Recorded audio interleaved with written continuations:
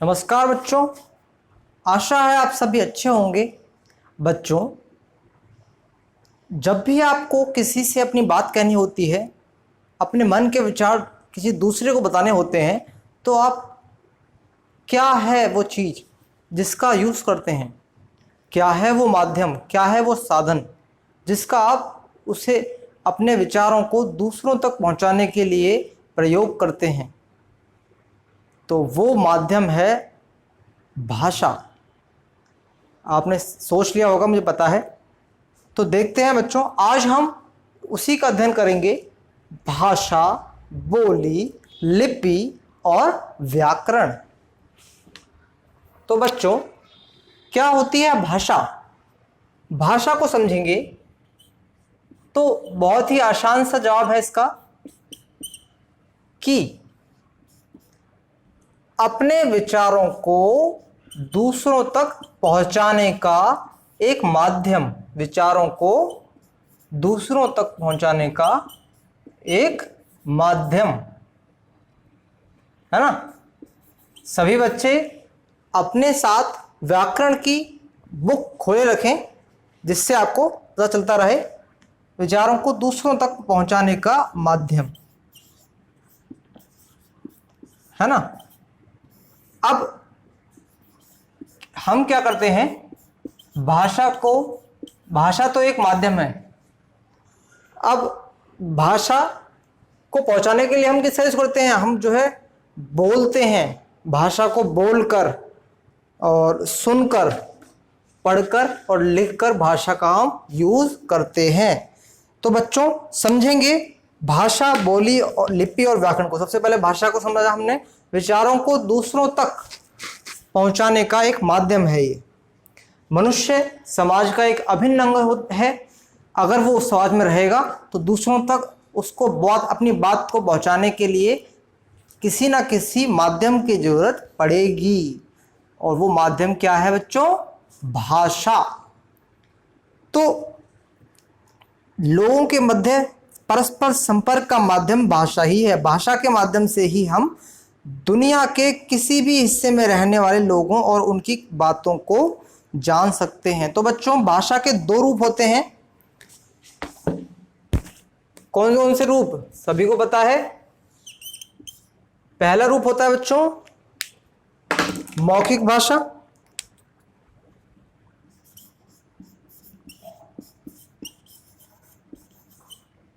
मौखिक, लिखित। अब मौखिक भाषा कौन सी है? मौखिक भाषा है जैसे कि वाद विवाद प्रतियोगिता, है ना। एक आदमी, दूसरा आदमी, दोनों वाद विवाद कर रहे हैं। एक आदमी दूसरे की बातों काट रहा है और दूसरा आदमी पहले की बातों काट रहा है ना। तो ये क्या है? वाद विवाद। अब नॉर्मल जब हम बातें करते हैं, संवाद करते हैं, ये भी क्या है? मौखिक भाषा का ही एक रूप है। ऐसे ही जैसे कि हमारी किताब में जो एक उदाहरण दे रखा है, बाल दिवस पर अध्यापक ने भाषण दिया। किसका ये रूप हुआ? एक मौखिक भाषा का रूप हुआ। इसी प्रकार कल हमारे विद्यालय में वाद विवाद प्रतियोगिता है, ये भी मौखिक भाषा का। कहानी सुनाना और रेडियो वगैरह पर न्यूज़ सुनना, ये सब किसके रूप हैं? मौखिक भाषा के। ऐसे ही अगर हम अखबार पढ़ रहे हैं, न्यूज़ को पढ़ रहे हैं अखबार से, या फिर पंडित जवाहरलाल नेहरू ने अपनी पुत्री को पत्र लिखा, तो ये सब किसका रूप है? कौन सी भाषा का रूप है? लिखित भाषा का रूप है ना। रामचरितमानस तुलसीदास द्वारा रचित है। तो रामचरितमानस जो है वो एक पवित्र ग्रंथ है हमारा। तो इसमें ऐसा नहीं है कि तुलसीदास जो है जैसे तुम खोलोगे और जो है पढ़ के खुद ही सुनाने लग जाएंगे, तुम्हें वो पढ़नी पड़ेगी, है ना। तो वो है एक लिखित भाषा का रूप। अब बच्चों नेक्स्ट चलते हैं, बोली। बोली क्या होती है?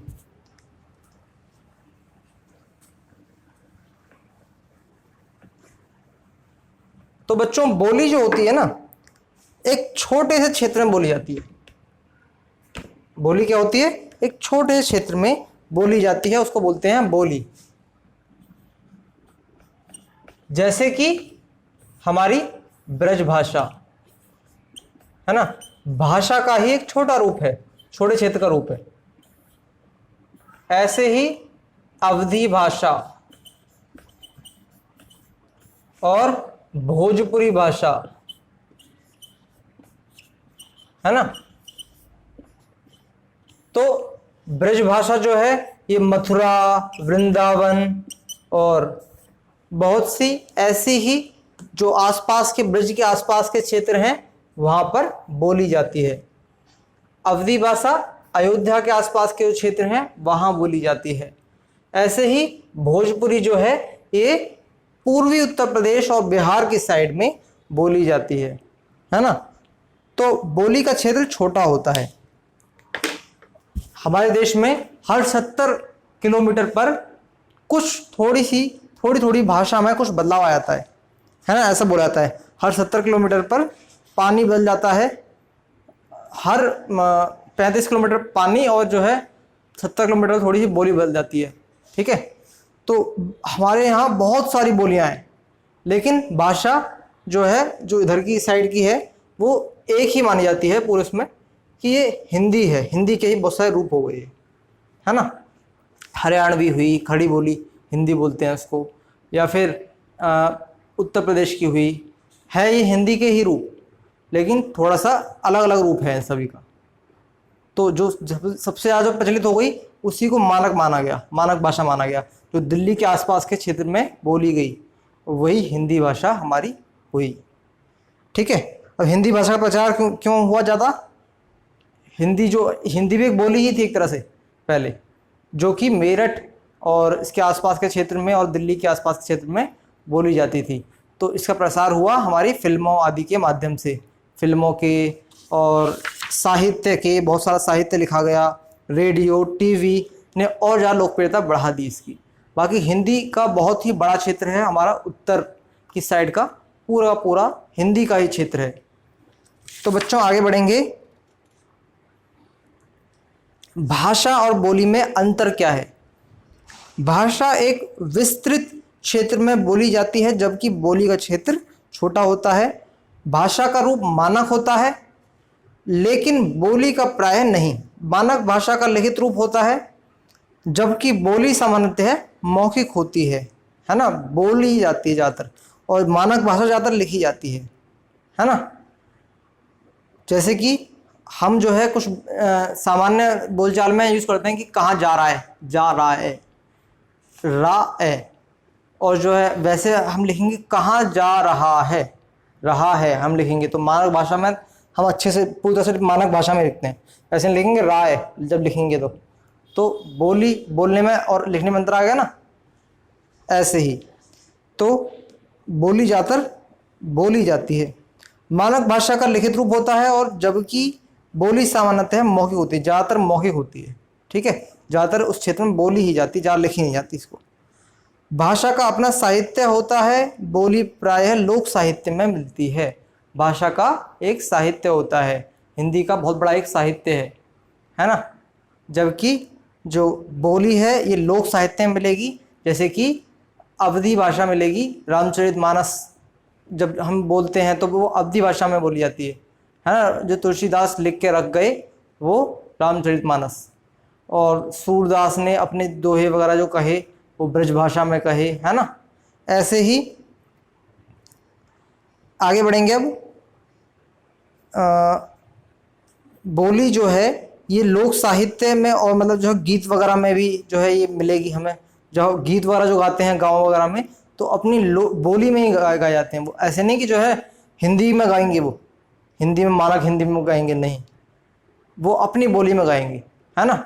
आप ध्यान से सुनना, गाँव में जाकर आपने गीत सुने होंगे बहुत सारे, तो उसमें क्या होता है, उसमें जो जब बोला जाता है तो जो गाने होते हैं वो उनकी बोली के हिसाब से होते हैं, है ना।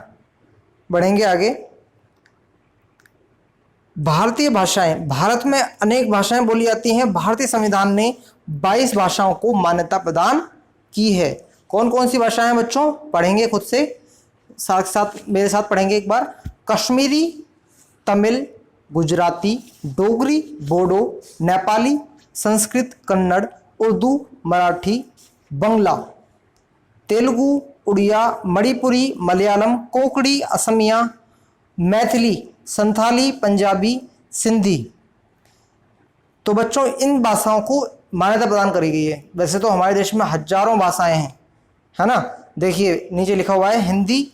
भारत में 1652 बोलियां प्रचलित हैं। इनको बोलियां बोला गया है इसमें, बाकी इनको भाषाएं बोलते हैं कहीं कहीं कहीं पर। तो 1652 बोलियां प्रचलित हैं हमारे देश में। तो इनमें से इन भाषाओं को मान्यता दी गई है कि सबसे ज़्यादा ये बोली जाती हैं, तो इन्हीं को मान्यता प्रदान कर दो, है ना। तो इनमें साहित्य वाला लिखा जाता है ज़्यादातर। भारत में 1652 बोलियां प्रचलित हैं, परंतु हिंदी सबसे अधिक बोली और समझी जाती है। इसलिए संविधान ने इसे राजभाषा का दर्जा दिया है। अपने समृद्ध साहित्य, फिल्म, रेडियो और टीवी में लोकप्रियता के कारण हिंदी धीरे धीरे विभिन्न राज्यों और यहाँ तक कि अन्य देशों में भी संपर्क भाषा के रूप में स्थापित हो रही है। वैसे भी विश्व में सर्वाधिक बोली जाने वाली भाषाओं में हिंदी दूसरे स्थान पर है। देखिए बच्चों, संपर्क भाषा के रूप में धीरे धीरे स्थापित हो रही है, क्योंकि लगभग अब पूरे विश्व में हिंदी के बोलने वाले बहुत हो गए हैं। और कैसे हो गए हैं इतने सारे? क्योंकि भारतीय लोग बहुत सब जगहों पर हैं। कुछ जो है अंग्रेज़ों के टाइम पर अंग्रेज़ों ने मजदूर बनाकर जो है दूसरे देशों में प्रवासित कर दिया हमें, और बहुत सारे लोग जो है अब जो है बाद में गए हैं काम धंधों की तलाश में, है ना। तो भारतीय हर तरफ हैं। तो इसी कारण से हिंदी जो है दूसरे नंबर की भाषा बन गई है, और धीरे धीरे ये संपर्क भाषा के रूप में, जैसे हिंदी ये इंग्लिश स्थापित है संपर्क भाषा के रूप में विश्व में, इसी प्रकार से हिंदी भी स्थापित होती जा रही है। अगर हमारे दक्षिण के भी राज्य और पूर्वोत्तर के राज्य भी अगर हिंदी को पूरी तरह से बोलने लगें और जो है मान्यता प्रदान करें कि जो है हम भी हिंदी को एक संपर्क भाषा के रूप में यूज़ करेंगे उत्तर के राज्यों से, तो हिंदी जो है विश्व की नंबर 1 भाषा बन जाएगी। इंग्लिश को भी पछाड़ देगी, है ना। इंग्लिश तो इसलिए बनी नंबर 1 पर क्योंकि अंग्रेज़ों ने बहुत सारे देशों में राज्य किया अपना, इसी वजह से इंग्लिश जो है वो बन गई विश्व भाषा। क्योंकि हर एक देश को जो है जहाँ जहाँ जाते थे अपनी भाषा को फैलाते थे ये लोग, है ना। तो उनको ज़बरदस्ती पढ़ाते थे, लेकिन धीरे धीरे हिंदी जो है ये लोगों के दिलों में बस रही है। बाकी हम लोग जो है जैसे बोलते नहीं है वो जो गाने में है प्रीत जहाँ की रीत सदा वाले में, कि जीते हो किसी ने देश तो क्या, हमने तो दिलों को जीता है। तो जो हिंदी है वो दिलों को जीतते हुए तब आगे बढ़ रही है। ऐसे नहीं कि इंग्लिश की तरह जो है उनको जो है बंदूक की नोक पर उनको सिखाया गया, है ना। आगे बढ़ेंगे। लिपि। तो बच्चों लिपि क्या होती है? तो भाषा को लिखित रूप देने के लिए जिन चिन्हों का प्रयोग किया जाता है उन्हें लिपि कहते हैं। जैसे कि जो ये हमारा, हम जब जो है भाषा को लिखते हैं, हिंदी है ना। हिंदी को लिखने के लिए हम किसका यूज करते हैं? ए आ ई, है ना। ये जो लिपि है, ये जो वर्ण है, इनका यूज करते हैं हम। ऐसे ही इंग्लिश को लिखने के लिए रोमन लिपि का यूज करते हैं। ABCD ये सब रोमन लिपि है। ये जो चिन्ह है लिखने के लिए जो यूज करते हैं किसी भाषा को, उनको कहते हैं लिपि। तो इंग्लिश की लिपि है रोमन, है ना। हिंदी की है देवनागरी लिपि, है ना बच्चों। ऐसा नहीं है कि केवल एक भाषा उसी लिपि में लिखी जा सकती है। जैसे कि आजकल हम लोग व्हाट्सएप पर जो है क्या करते हैं, व्हाट्सएप पर अपनी हिंदी भाषा को रोमन लिपि में लिख के पेश करते हैं। जैसे क्या कर रहे हो, है ना, क्या कर रहे हो, तो क्या हो रहा है इसमें? हम हिंदी का यूज़ कर रहे हैं रोमन लिपि में, तो बच्चों ये होती है लिपि, है ना। और ज़रूरी नहीं है कि उसी लिपि में लिखा जाता है, अलग लिपि में लिख सकते हैं, लेकिन जो मेन उसमें लिखी जाती है असल में जो भाषा, वो उसी की, ये हिंदी की देवनागरी होती है, इंग्लिश की रोमन होती है। ऐसे ही और आगे देखेंगे, ये याद करेंगे अच्छे से। उर्दू फारसी की फारसी होती है, कश्मीरी की शारदा होती है, और पंजाबी जो भाषा है वो लिखी जाती है गुरमुखी में। मराठी नेपाली देवनागरी में लिखी जाती है। अच्छा, व्याकरण को समझेंगे बच्चों। तो व्याकरण क्या होता है? व्याकरण जो है भाषा को बोलने के लिए, लिखने के लिए और मानक रूप प्रदान करने के लिए भाषा को नियमों में बांधता है। ठीक है, पढ़ेंगे इसको। व्याकरण का अर्थ है विश्लेषण करना, भाषिक व्यवहार के विश्लेषण के आधार पर भाषा के जो नियम बनाए गए तथा किसी भी भाषा के शुद्ध रूप का बोध कराने वाले शास्त्र को व्याकरण कहते हैं। व्याकरण किसी भी भाषा के लिए अत्यंत आवश्यक है। व्याकरण भाषा को परिमार्जित करके उसे मानक रूप प्रदान करता है। ठीक है, उसको अच्छे से पूरी तरीके से विश्लेषण करेगा और जो जहाँ जहाँ गलतियाँ हैं, जहाँ जहाँ अशुद्धियाँ हैं, उनको निकाल के उसको मानक रूप प्रदान करेगा। व्याकरण भाषा को शुद्ध रूप में बोलना और लिखना सिखाता है, उसके अंगों प्रत्यंगों का बोध करवाता है कि क्या क्या उसके अंग हैं, संज्ञा क्या है, सर्वनाम क्या है, ये सब क्या क्या हैं।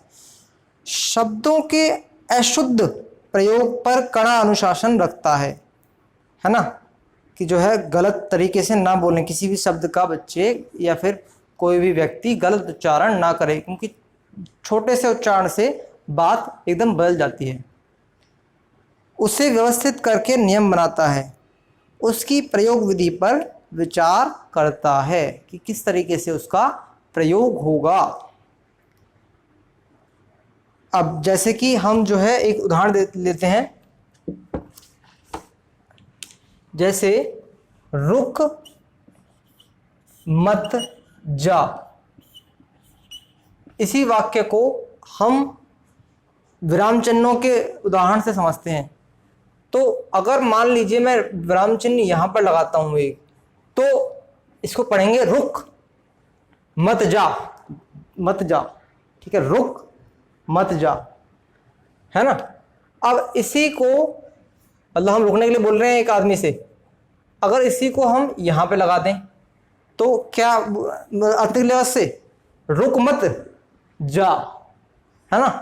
तो छोटे से विराम चिन्ह से कितना अर्थ बदल गया। इसीलिए अर्थ का अनर्थ ना हो, इसीलिए व्याकरण बहुत जरूरी है। और व्याकरण का हमारे देश भारत में बहुत ही महत्व दिया गया है। जो हमारे एक महर्षि थे पाणिनि, उन्होंने विश्व में सबसे पहले व्याकरण बनाया था, संस्कृत का व्याकरण तैयार करा था पाणिनि ने।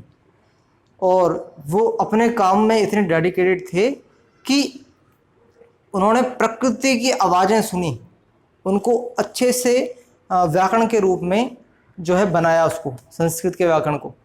और जब वो बना रहे थे तो इतने काम में इतने तल्लीन हो गए थे एक बार तो, कि उनको ध्यान नहीं रहा, वो शेर के बहुत पास पहुंच गए थे। शेर की आवाज़ सुन रहे थे वो, तो उसकी ध्वनि को नोट करना चाह रहे थे वो, तो उसी वजह से उनकी मृत्यु हो गई थी, शेर के खाने की वजह से मृत्यु हो गई थी।